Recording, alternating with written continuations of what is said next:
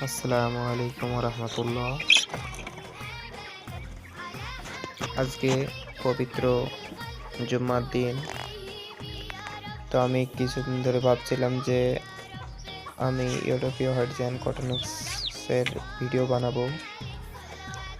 তো সময়ের অভাবের জন্য ভিডিও বানাতে পারি নাই।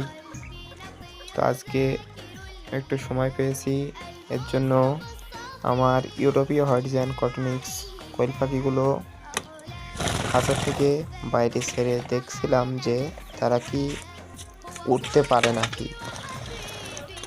তা আসলে কোয়েল পাখি অল্পটুকু উঠতে পারে, বেশি উঠতে পারে না।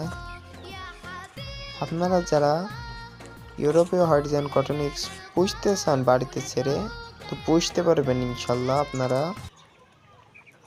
মুরগির মতো যদি আপনাদের পাঁচিল থাকে,